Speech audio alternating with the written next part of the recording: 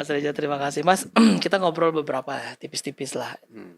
Kemarin rame, baru saja ya kemarin konferensi pers bersama antara Kapolda Lampung dengan Pangdam Sriwijaya soal kasus judi sabung ayam penggerbekan menewaskan 3 anggota polisi gitu.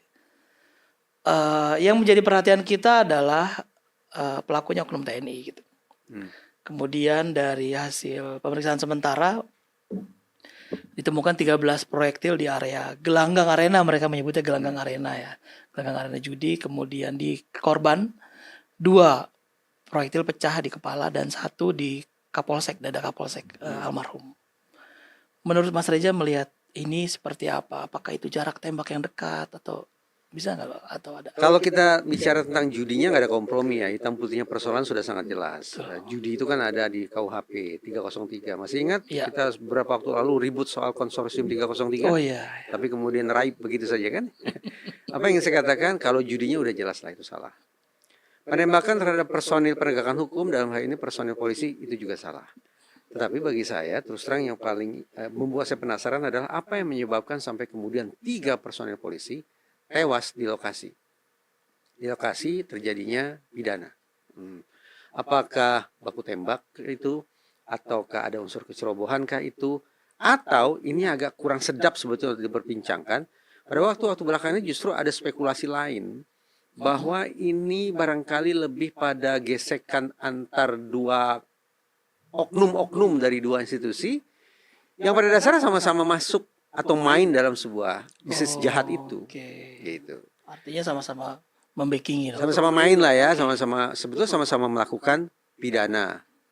Tinggal lagi dugaan yang apes siapa gitu ya. Ini adalah salah satu versi ya analisisnya publik yang terus terang juga saya simak. Menjadi suatu hal yang sangat masuk akal. Kenapa?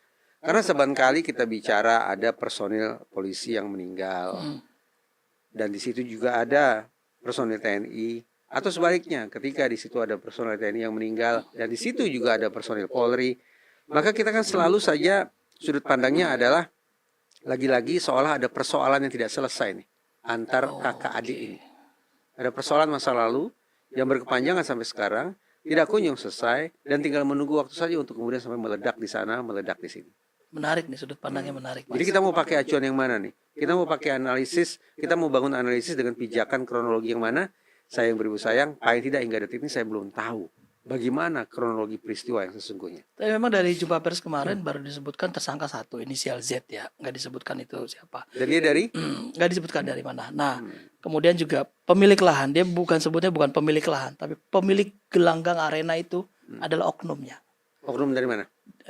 Oknum TNI berarti maksudnya disebut oknum. Jadi artinya kalau memang ini mau pergantian pemain gitu ya, ya kan istilah kayak kita nyebut kasus minyak kemarin pergantian pemain juga gitu. Ini menarik sudut pandang Mas Reza. Kita memang nggak bisa menutup mata ya. Banyak juga aparat lah oknum maupun yang ini ada kakak ini suka rebutan kah atau. Saya membuat kiasannya begini, Kenapa sih kok kita lagi-lagi harus kita tidak bisa mengesampingkan kemungkinan adanya persoalan tidak selesai ini. Ada sibling rivalry, ada persaingan saudara kandung gitu. Sudut pandang ini kelewat betul. Ya, kenapa kita tidak bisa lepas dari kemungkinan itu? Karena saya membuat kiasan, ibaratnya 2 gajah bertarung, pelanduk terjepit di tengah-tengah. Saya ini pelanduk. Ketika ada 2 lembaga negara yang sepatutnya memunculkan rasa tentram, rasa aman di dalam hati saya, tapi justru gontok-gontokan sedemikian rupa. Hei, pelanduk mau bilang apa? Tinggal menunggu sampai pelanduk ini mau diinjak oleh sepatu siapa?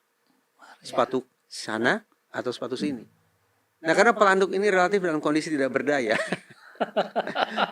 Bahkan mungkin juga proses investigasinya akan ada titik kompromi di sana sini, jangan-jangan gitu ya.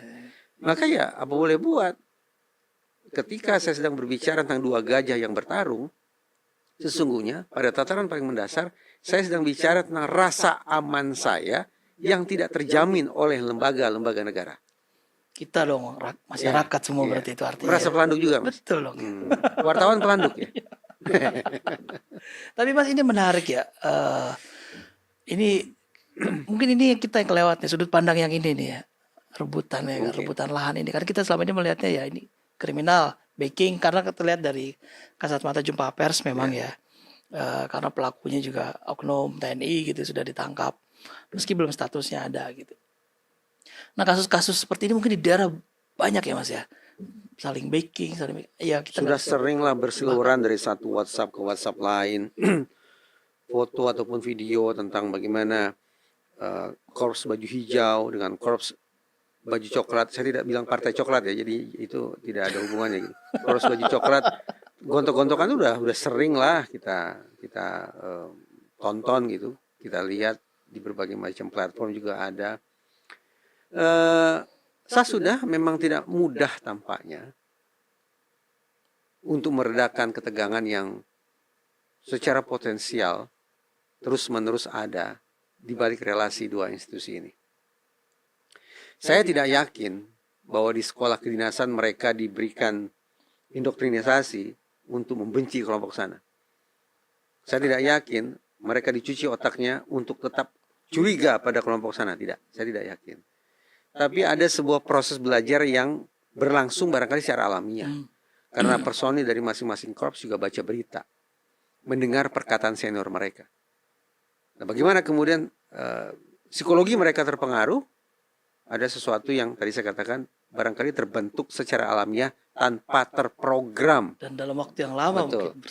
Betul. Jadi kalau misalnya kita audit, coba tunjukkan kami, Man, dalam kurikulum kami nih, mana tunjukkan materi Yang kita yang kami mengajari para peserta didik untuk membenci sana. Ini saya tidak ada. Oh iya, memang tidak ada. Karena proses pembentukan sentimen negatif itu tidak lewat sistem, tapi Betul, lewat betul. kultural ya. ya. Kalau kita bicara organisasi kan ada dua poros tuh Mas, ada poros Ya. sistem, ada poros kultural.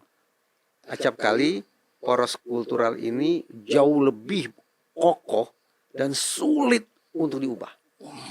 Betapapun sistem sudah dirombak, sudah dimodifikasi, tapi dari sisi kultural sudah betul-betul terhayati dari satu generasi ke generasi berikutnya. Siapapun tuh generasi barunya siapapun. Sulit.